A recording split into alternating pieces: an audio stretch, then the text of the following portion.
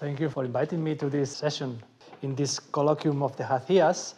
I'm going to talk about language and space, but from, for me, very interesting perspective and addressing one topic which is very new and unexplored, and this is the Romanian return migration from Spain.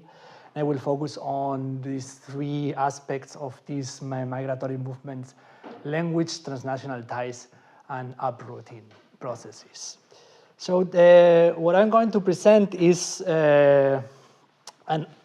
some results of ongoing projects that are based or are actually a result of open questions that came from the project Spanish in Europe, which we started here at the HCIAS 2020. And this is a project, an international and interdisciplinary project about the different speaking communities of Spanish in Europe beside the Spanish-speaking country in Europe, Spain. And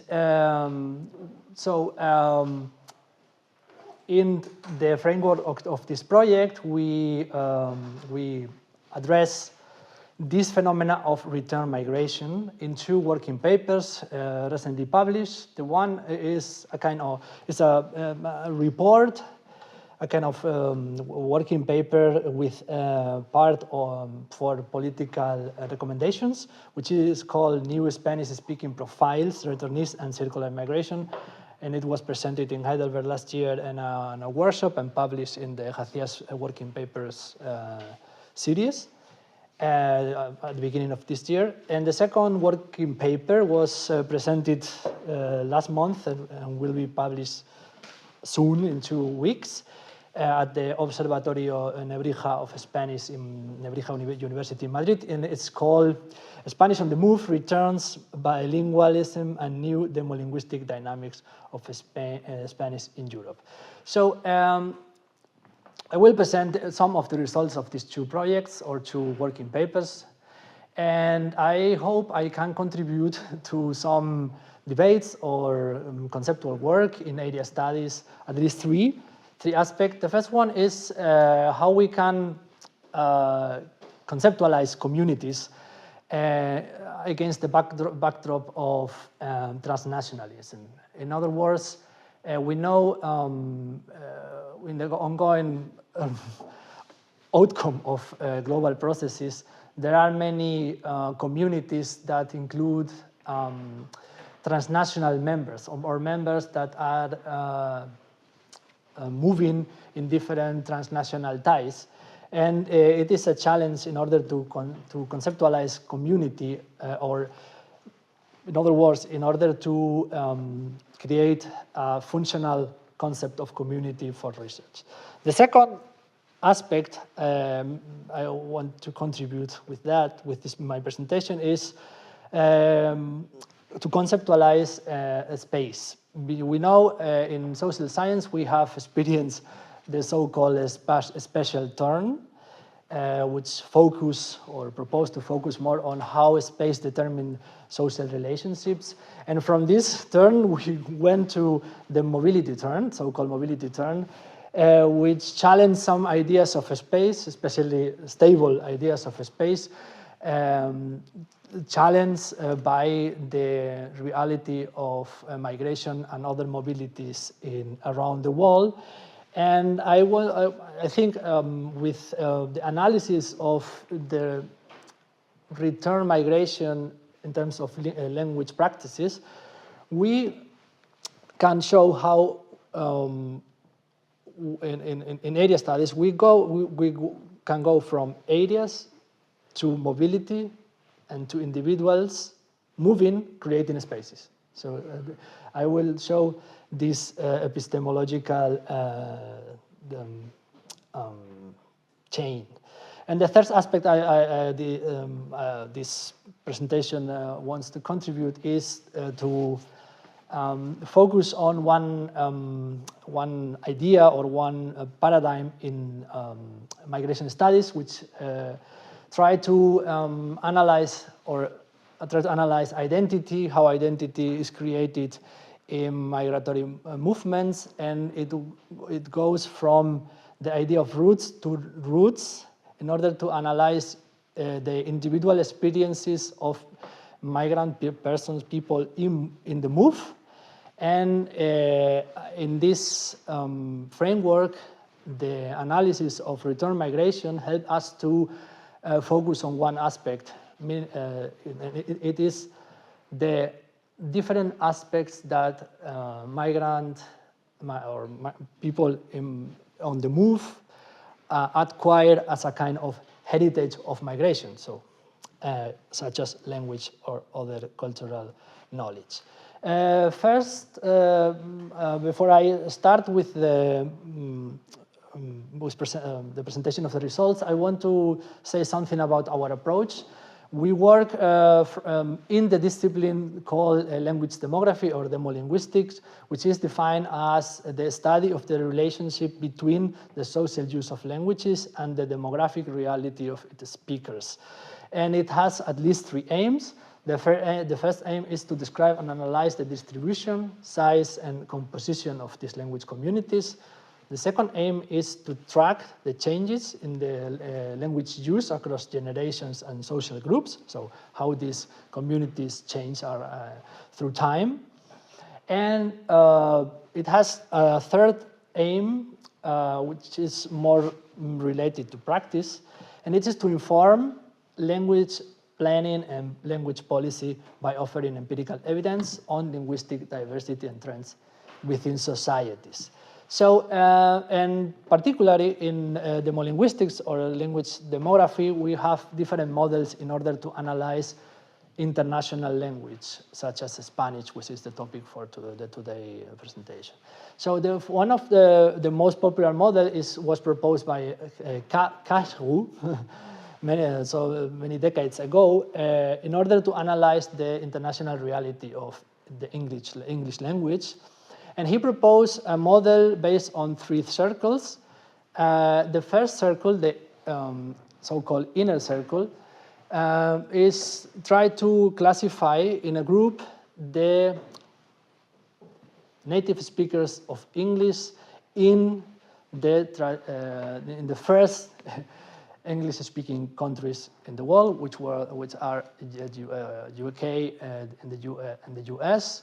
The second circle of speakers of English is the outer circle, and it includes the former colonies of the English Empire, in which English is not the native language of the majority of the community, but it's present as an official language, or in some cases has an important status as working language, and is the first language or second language of these communities. And this model includes also in the community of speakers of English or other international language an expanding circle, which includes the speakers of this language, English as a foreign language, around different countries in the world. And well, as you can see, this model is based on the spaces. So what is the status of one international language in different countries? The model we use in our project is based on not on a space, but on the role of the language in the repertoire of the individuals. So if we can identify, and we organize or we classify speakers in order of three categories. The first category is the group of individuals that has Spanish or another international language as the first language or the native language. And we define another, it doesn't matter where this person is living and what is the biographical trajectory of this person. The second circle is based on the concept of speakers with limited competencies of the Spanish, It includes different speakers that have different limitations in domains of use of language. It can be stylistically or depending on the different domains of use. And we include a third circle, which try to combine the speakers that are in the process of acquiring the Spanish language in different spaces, for example, in the school set education or in informal spaces of linguistic socialization. So, being said that, I will present, as I said, 2 projects or results from 2 projects, and one project focus on macro demolinguistics, and the other project focus on micro demolinguistics. So, and you will see what I mean by that. So, why are we interested in European return migration from Spain? Well, Spain is a very important area for non-linear mobility. And this, it has 2 sides. The first side is that in the recent decades, Spain has become one of the most popular destinations for migration in Europe. And at the same time, especially since 2008, the finance crisis, return and circular migration movements, so non-linear mobility, have been an important part of migration in Spain, or migratory movements. So we estimate, based on different statistics, that from 2008 to 2021, at least 117,000 migrants returned from Spain to different European destinations yearly. And it makes an amount of people of more than 1.3 million. And well, one question we had here, because we are tracking here only returnings but not persons. In other words, how many of these returnments are circular migration? So people that go back to their countries of origin and then come back, return to Spain, and maybe continue to circulate between these 2 regions. And we don't have statistics for that, but we took a look at different similar countries in Europe that maybe have this kind of information available. And in Germany, actually, Germany is the only European country conducting this kind of information. And if the Spanish migration behave similarly than, so the migration to Spain behave in the same way as the migration in Germany, we can identify that at least 26% of the returnments are part of circular migration. So and we explore the existing data in order to describe the population of return migration from Spain. And we can at least describe this group using data that allow us to go through four characteristics. The first one is, what are the main origins and destinations of return migration? And we see that, as you imagine, Romania is the most important country of origin and destination of return migration from Spain, and migratory movements that return are even more important than the amount of Romanian migrants in Spain. So 30% of the European migration in Spain are from a Romanian origin, but nearly 40% of the returns of migrants from Spain are to Romania. So in the last years, we have seen that these returns of Romanian people from Spain has increased during time. The second question we can approach with the available statistics is how is the situation, the social-linguistic situation of immigrants in Spain? So if we want to analyze these return movements from the perspective of language use and language knowledge, we have to also analyze how was the linguistic integration in the country of residence during migration. So and we have some information from at least two surveys. The one is not presented here, but it says that in 2021, in general, around 70% of the migrants in Spain said that they have a good command of the Spanish language. If we take a look at these results of the labor force survey, also from 2021 in Spain, we can see that the European migration, at least also 70% of the migrants coming from Europe so upon arrival, when they arrived to Spain, they had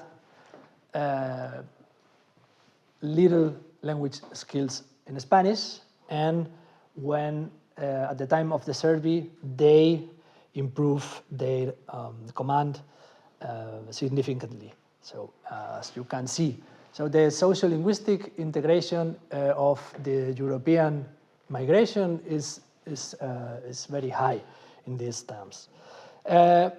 Another way to approach the social-linguistic integration of the migratory populations is to take a look at the time, the length of residence in the country. So it's a very simple assumption. If one person lives in a country during a long period of time, the likelihood of acquiring more competencies in the language of this country are higher than otherwise. So, and as we see from these statistics, there are more late returns, meaning by that migrants returning to their country of origins after having lived in Spain more than 6 years than early returns. Another important, the last important aspect we tracked from these statistics was the age at return. And we identified different trajectories of migration and different patterns.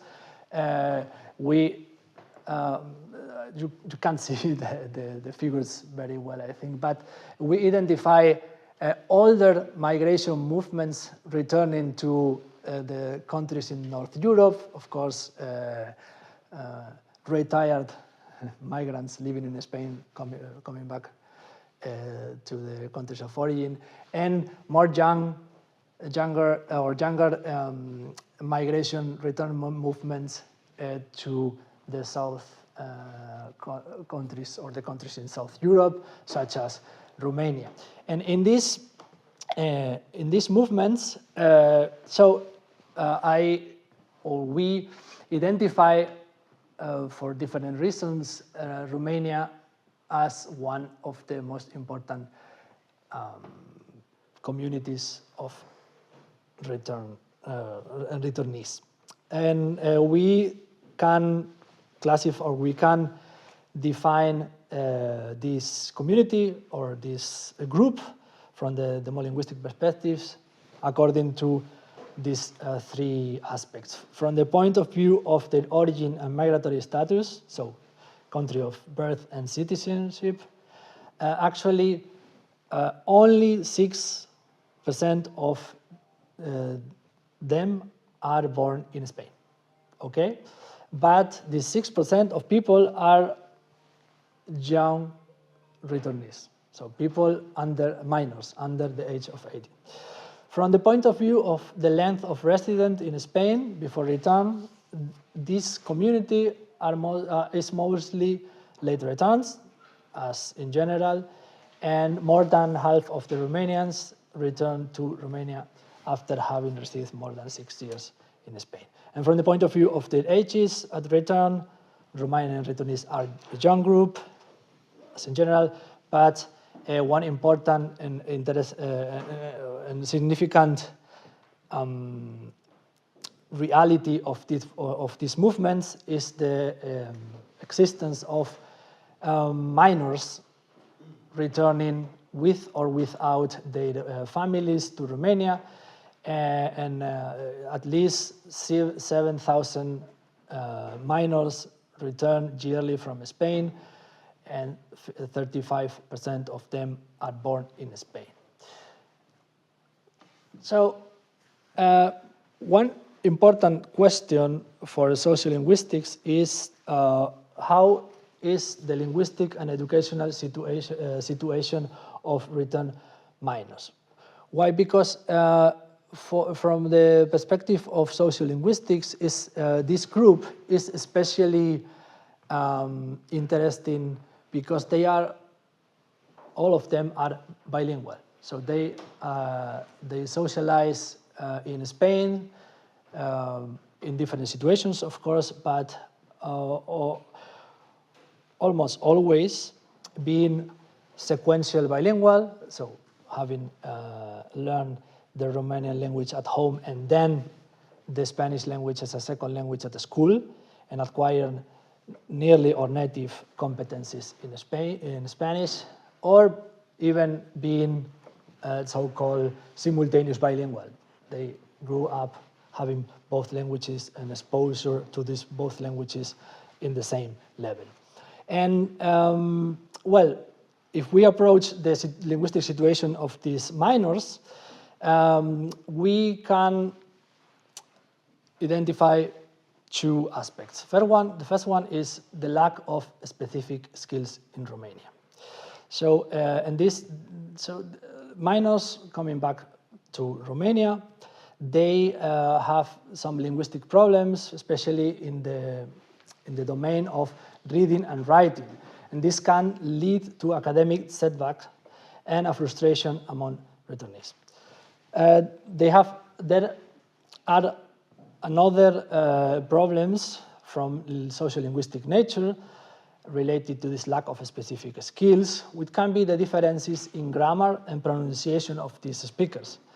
And it drives or may drive to that the returnee bilingual repertoires may be perceived as different, with three consequences. It may affect their self-esteem and performance in classroom.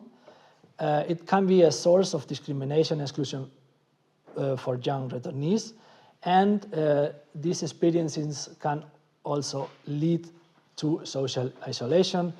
Two quotations from our qualitative analysis. We conduct also a survey with Romanian return migrants, and also different interviews.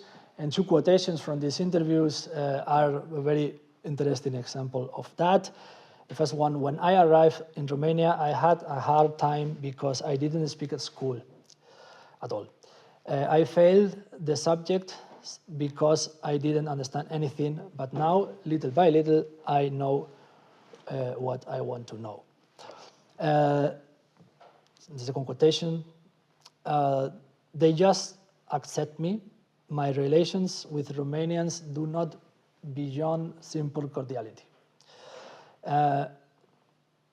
Sometimes there are problems of communication. Romanians have a subtle and indirect way of communicating that I have not come to fully understand. Other times, the lack of fluency in my speech causes awkward moments or rejection and even of integration. The most I heard is that I have betrayed Romania. Well, the other side of the coin is Spanish. So when they come back, the competencies in Spanish can stay. So. And it has different dimensions. The first is because the return implies, of course, less use of and exposure to Spanish, and it can drive to or end in language attrition. We will come back to this phenomena of language attrition.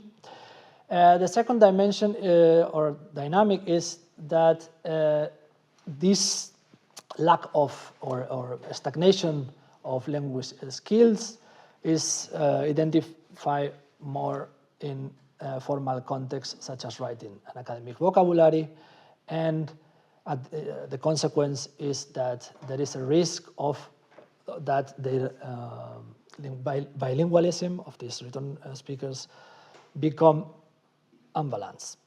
And again, a quotation, I know I lost Spanish. I lost it because I don't speak Spanish very well, but I am trying. Unfortunately, I don't think I lost it, and it makes me very sad and also angry because I love it. I love Spanish and I want to learn it more. I want to be able to speak better. So, with this situation, we thought we wanted to answer one question: what are the possibilities, the educational support for these bilingual speakers in both languages, Romanian in Spain and Spanish in Romania? And we could identify that there is a limited educational support for these bilingual persons because of non-bilingualism sensitive linguistic policies. In Spain, there are some courses for Romanian language, culture and civilization organized by the Romanian government. Maybe you know, the Romanian diaspora is big, so at least 20% of the Romanian citizens are living abroad. And the government is aware of that, and there is even there is an institution at the government, a department focused only on the Romanian diaspora. And so they organize this kind of courses for Romanian migrants abroad, but they are very limited in terms of finance, but also in terms of different supports. 2023-24, there were in Spain 61 teachers and around 60,000 students only in 30 regions in Spain. What is the situation of Spanish in Romania? There are no specific courses for returnees, Spanish courses, and there are a minimal offer of Spanish as a foreign language at schools. Circa 40,000 people learn Spanish as a foreign language in different schools, and 1,000 of that, 25%, they learn Spanish in bilingual schools. Only one of them supported by the Spanish government. So, we know now some information about the macro demolinguistic reality of return migrants in terms of how is the group constitute and what is the situation, the sociolinguistic situation of them, and also what is the institutional support for the maintenance of bilingualism, especially for minors. And now we wanted to know more deeply how the different repertoires of the returnees evolve when they come back to Romania.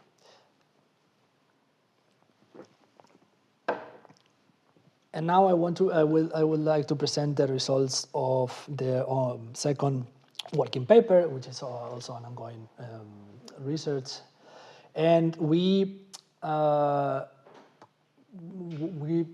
orient to, in this work, in this study, we orient to these two research questions. First, what happened to Spanish of Romanian migrants after they return, and how their Spanish language skills evolve in returning. And the second question is what factors influence the processes of Spanish language maintenance, and what are the linguistic trajectories derived from them. In sociolinguistics of migration, there is a concept which is the idea of heritage speakers. Heritage speakers are the descendant of migrants that have acquired competencies of the migratory language, the language of their parents, at home, in different practices of intergenerational transmission of the language. So a heritage language is always a language of the family, and it's a language in migratory families, and it's always the non-dominant or the non-socially dominant language in a country. So heritage languages are always not present in the public sphere or in institutions where we find another dominant languages. So in the case of return, some scholars propose, well, for returnees, we have here a kind of reverse heritage language, because the sociolinguistic situation changed in terms of the language that was dominant in the migratory context. In our case of Romanian returnees, Spanish was dominant, socially dominant in Spain. It becomes a non-dominant language in the origin, or in returning. So it becomes a minority language. In this way, it could be addressed as a kind of reverse heritage language. Well, and in sociolinguistics, we have a debate. Some scholars propose a very strict definition of heritage language that focus on acquisition, mode, and space. And so a heritage language is a migrant language passed intergenerationally at home. So under this definition, the Spanish of the Romanian return migrants is not a heritage language, or not necessarily. And we have a broader definition, another way to approach the concept of heritage language that include another aspects, emotional and cultural ties to the language, even when it's not transmitted by parents directly, and an emphasis of on language of childhood and affective connection. So a heritage language is mostly related to what was one of the languages in childhood, and it has, of course, in this way, biographical and affective connections to this period of life. So, one of the questions that we wanted to ask them with this study was what if we can understand Romanians these return migrants under the idea of heritage speakers or heritage language. And we conducted a study based on surveys and interviews, so micro-demolinguistics, interviews with returnees, we had around 20 participants, all of them were young university students, and we conducted interviews from different times and studies. And we have data also from survey. We created a questionnaire with 58 questions covering socio-demographic data, language background and use, and linguistic so information about linguistic identity and language attitudes. And we have, so for the results I will present, we have 93 participants, but currently in the second round we got 160 participants, but sadly I couldn't make the analysis or remake the analysis with that. But yeah, hopefully I will do that soon. And well, what are the consequences of the new socio-linguistic environment of returnees? We can at least identify 3 consequences that we analyze in our study. The first one is, well, in return, there is a reduction of use and exposure of Spanish. Of course, it's not the dominant language, and it's only used, or mostly used only in the private sphere. A second consequence, Spanish, or there is a kind of identity reconfiguration in terms of language, and the role of the migratory language in the identity of the returnees. And the third consequence is what we, or linguists call a language attrition after return. Well, language attrition is, we'll define that later, but is the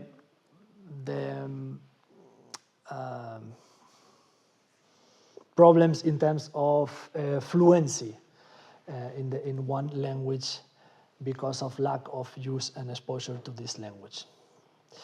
Well, reduction of use and exposure. How often tend to use returnees the Spanish language in their daily life?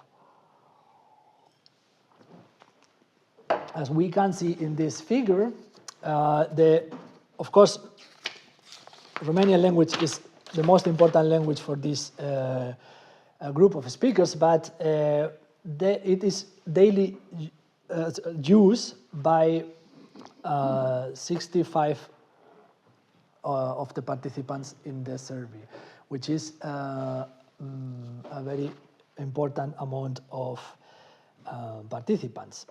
Around 50% of returnees speak, read, and write Spanish often or very often. So we were not interested in how often they use Spanish, but in which way. So if they speak, write, or read in Spanish, and we have these figures about this use of Spanish. But with whom they speak Spanish? And here we have an interesting result, but because the only interlocutor with whom they use in daily life Spanish are their Spanish friends in Spain.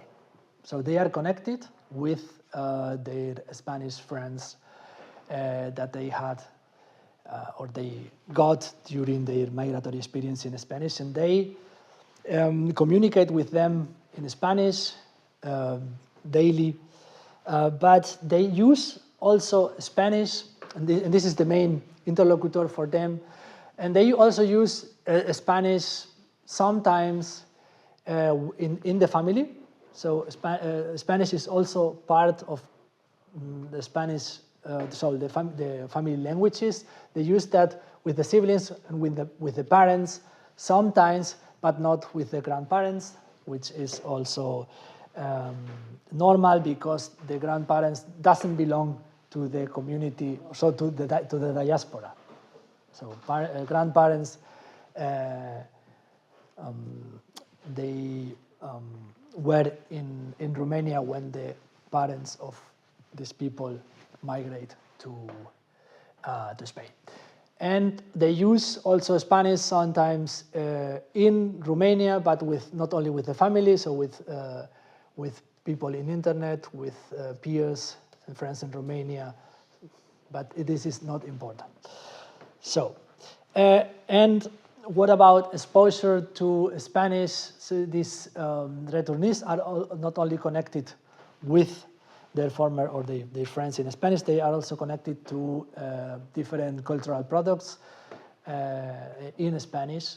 And we, because we ask that because consumption of cultural products in a language is also a way to maintain linguistic competencies, not only to maintain them, but also to improve that. And as we saw, they are usual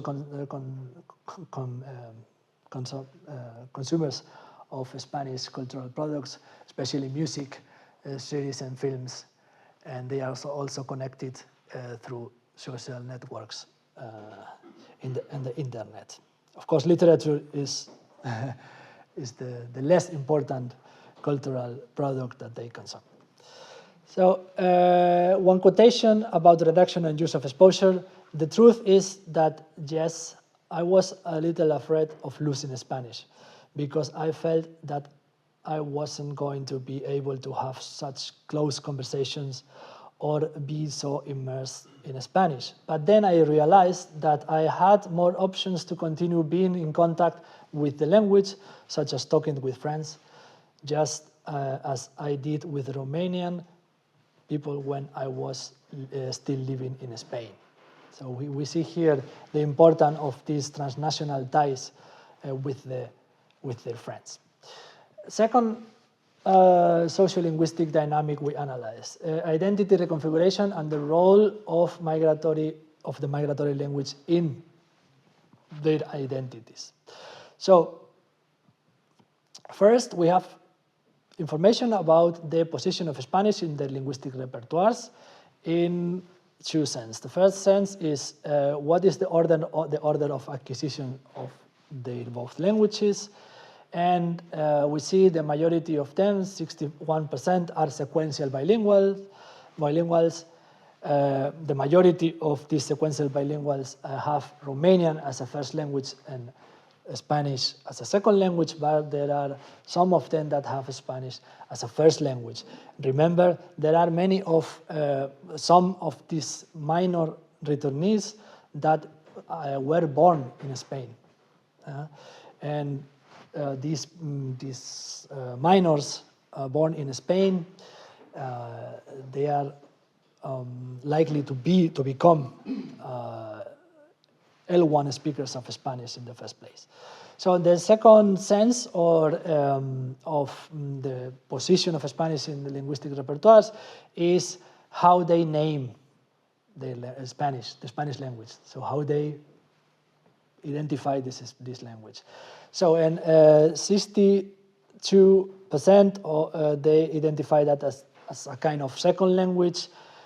The majority of them a second language, but some of them also as a foreign language, even if it was the migratory language or a language in their migratory experience.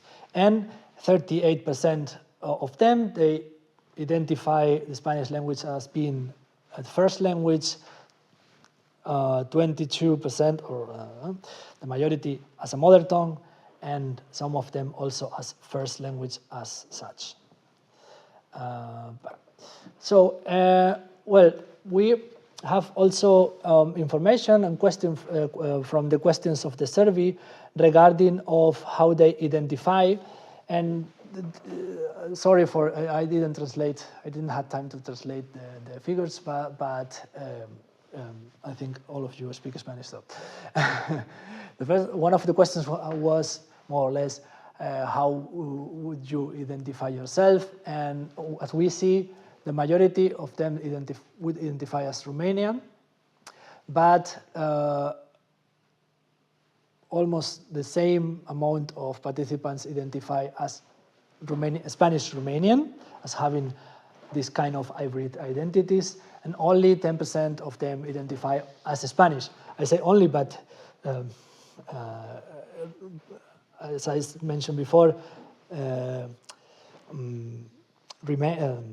remember that some of them were born in Spain. Another question, and one of the interesting question was, what was the connection of these returnees with following communities? So the Spanish-speaking community, the Romanian-speaking community, and the community of returnees. And we see that more than 50% of them identify a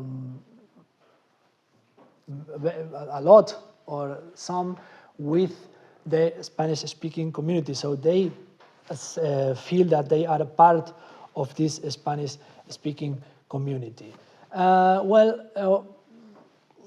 This identification with Spanish, or the role of the Spanish language in the repertoire, has at least 3 dimensions that we also ask and can capture here. The first one is Spanish has in this group of returnees a family dimension. 75% consider Spanish important for family communication. As we see, some of them use that regularly with the siblings and with the parents. But it has not only a family dimension in terms of communication, but also in terms of transgenerational transmission of the language. 62% of them believe that it is important to pass on Spanish to the future generations. Spanish, for them, has also an institutional dimension. We mean by that it's reflected in the fact that 75% think that it is good. It's a good thing that the Spanish classes are available for returnees, as I show from the first study. There are no such institutional educational support, and Spanish has also a community dimension abroad, but it's not so important as the other dimensions, and it's reflected in the fact that 55% participate in events in Spanish in Romania. And another interesting idea or result for their identity work in Romanian regarding the Spanish language is that almost half of the participants feel that they have been stigmatized for speaking Spanish. So one quotation, 100%. I still have time left to. So this quotation wants to show the family dimension and the intergenerational dimension of the Spanish language in their identities. 100%. I still have time left to have children, but my sister is pregnant, and I have told her that at home we will speak Spanish because that girl is going to learn Spanish. Besides learning Romanian at school and with her father's family, at home we speak Spanish, because if I speak with my sister at home and his daughter girl doesn't understand me, what should I do? The last sociolinguistic dimension we can approach with the data from this study is language attrition. And what is language attrition? I mentioned before, it refers to this loss of fluency in the language, and one language can lose its dominant role, as in the case of Spanish as a language of the returnees. And so this change in the role of the language has an implication, which is less use and less exposure after return, and this less exposure and less use drives to attrition of this language. So this phenomena is very natural in the bilingual identities and in the development of their linguistic repertoires during life, because language is a complex and adaptative system, so which adapts to different environments and necessities of communication, depending on the language that are spoken, but also the languages that are supposed to have different roles in society. So attrition doesn't mean permanent loss. It's more like a standby mode of one of the languages of the bilinguals. And this is because some scholars, such as Grossian, speak of dormant bilinguals. So that one of the languages is dormant, sleeping language. And these linguistic skills that are not lost, they can often be reactivated. Yeah? And speakers are very aware of this process. This is also important in language attrition. So what factors drive language attrition? The first one and the most important is the use on and exposure to the language, which is normal and logic in a way. The more you use and are exposed to a language, the more are your competencies in this language, and then you can maintain the skills you have in this language better. But some studies of language attrition, they show that actually use and exposure are important in order to maintain competencies, but only when this use is not only at home, but in the public spheres. In the case of this study, I refer here at work with professional purposes. The second factors that drive attrition are factors that are related to time, age of acquisition, age at return, and length of residence. But as you imagine, all of these factors are only proxies to the first factor. So you need time in order to be exposed to a language. You need time in order to use this language. So there are very close relationships between time and use and exposure. Actually, time is the condition for use and exposure. And the third factors that are commonly causing attrition or not, or stopping that, are the affective, are related to affects, emotions, and identification to the languages. So the more you identify with a language, a migratory language, the more is the grade of maintenance, because you identify and you have close emotional ties with this language, and you are more disposal to use this and to maintain that. So we ask we ask these speakers if they experience